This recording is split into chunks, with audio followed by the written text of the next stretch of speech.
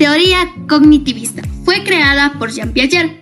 Tanto el conductismo y cognitivismo son teorías muy diferentes. El conductismo es el conocimiento fundamentado en la respuesta a estímulos externos del ambiente, es decir, la conducta que tiene el individuo ante la sociedad. Y el cognitivismo considera el conocimiento como representación simbólica en la mente de la persona, es decir, cómo el individuo va percibiendo y almacenando la información que va adquiriendo. El enfoque cognitivo se interesa en cómo los individuos representan el mundo en el que viven y cómo reciben de ella la información. Emmanuel Kant en 1725 y 1804 nos dijo que la experiencia humana se da mediante la representación y no por las cosas que nos están pasando. Gallego Badillo en 1997 y Toulin nos dijo que la representación es comunitaria, es decir, la unión de experiencias. Por ello, la estructura conceptual no se da a través de la memorización, sino a través de la representación de las experiencias. La psicología cognitiva se basa en el comportamiento inteligente de un individuo al enfrentarse a un público, mediante una estructura como son conceptuales, lo que voy a tratar, metodológicas, cómo lo voy a hacer, y actitudinales, la actitud que lo voy a ir poniendo. Así, el individuo podrá tomar sus propias decisiones y podrá expresar sus ideas. Por ello, el cognitivismo presenta una gran variedad de aprendizaje que lo vamos a ver a continuación.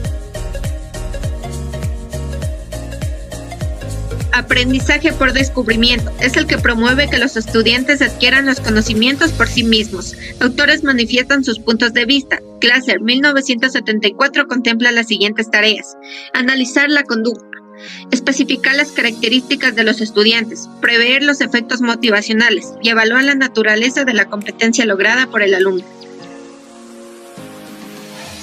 Schulman y Keysler, el proceso de descubrimiento puede ser el resultado de enseñanzas tanto inductivas como deductivas. Whitron, el descubrimiento no es un camino idóneo. Glasser, el individuo agrega su propia estructura. Ahora les hablaré un poco sobre el aprendizaje como procesamiento de información. Para esto tomaremos a Gagné. Bueno, él nos dice que el aprendizaje es un cambio en las disposiciones o capacidades humanas que persiste durante cierto tiempo y que no es atribuible solamente a los procesos de crecimiento. Bueno, esto nos quiere decir que el procesamiento de información defiende la interacción de las variables del sujeto y que las variables de la situación ambiental en la que están inmersos.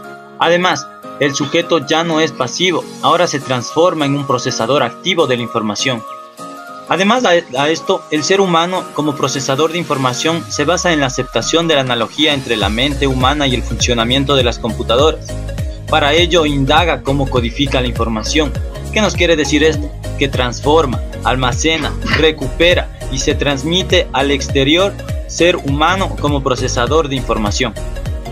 Este modelo nos explica cómo de manera intencional se puede orientar el aprendizaje hacia metas específicas y por lo tanto planificarlo, incluyendo la adquisición de aptitudes. El principio básico es la planificación de la educación con base en el análisis de la tarea, desde una clase o curso hasta una carrera completa. Bueno, Gagné pretende ofrecernos un fundamento al momento de planificar la instrucción y para ello toma del conductivismo los refuerzos y el análisis de tareas, además de que utiliza varios refuerzos de otros autores para explicarnos este aprendizaje como procesamiento de información. Y a continuación podremos ver en el cuadro cómo nos hacen un resumen y están establecidos los lineamientos de la... Bueno, para finalizar podemos observar el esquema del aprendizaje en la teoría de Gagné. Este esquema nos está resumiendo prácticamente todas las fases, procesos, descripción, el papel del profesor y la instrucción. Como podemos observar, las fases comienzan por la motivación y terminan con la retroalimentación. Prácticamente cada una de estas nos está especificando y nos está dando lo que debe cumplir o el proceso, la descripción y el papel en el que debe influir el profesor. Aprendizaje de Robert Gagné. ¿Quién es Gagné? Gagné es un psicólogo y pedagogo estadounidense. Nació el 21 de agosto de 1916 en Massachusetts. Falleció el 28 de abril del 2012. Teoría del aprendizaje. Su teoría del aprendizaje era Era ecléctica porque mantenía unidos los elementos cognitivos y conductuales. Gagne describe esta teoría como una secuencia de fases o procesos que se dan para el aprendizaje del individuo.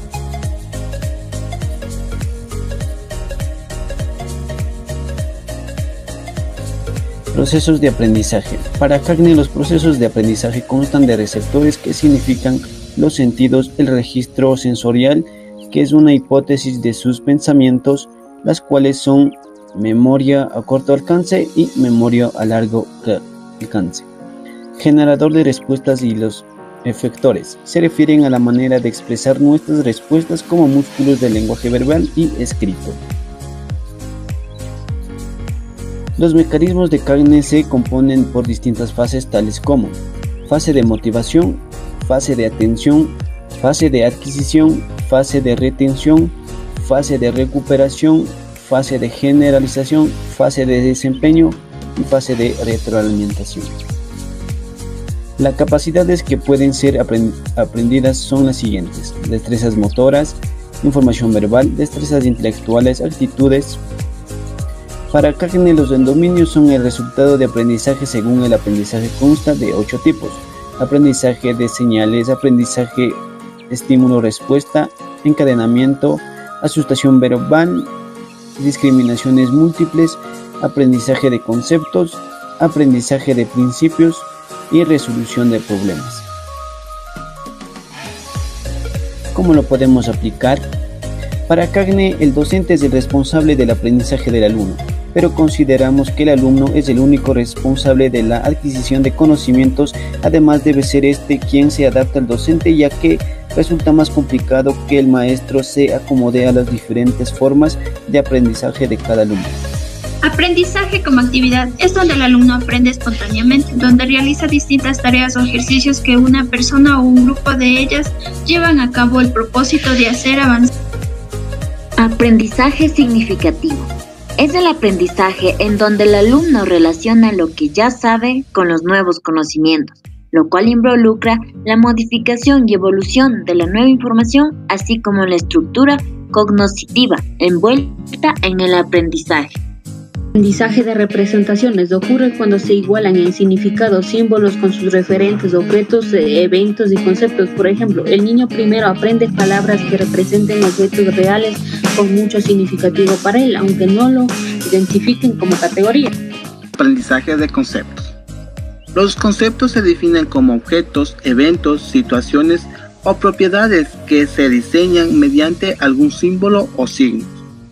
Un niño, a partir de experiencias concretas, comprende que la palabra pelota puede usar otras personas con diferentes usos.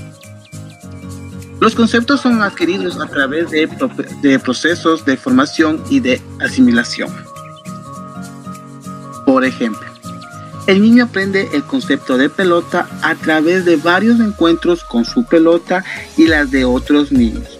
Se produce a medida que el niño usa las combinaciones disponibles en su estructura cognitiva. También el niño podrá distinguir distintos colores, tamaños, texturas y reconocer que cada pelota trata de cumplir diferentes funciones, como podemos visualizar en la siguiente imagen. Aprendizaje de proposición. Capta el significado de las ideas expresadas en forma de proposiciones, los cuales se obtienen cuando el alumno forma frases que contienen 2 o más conceptos.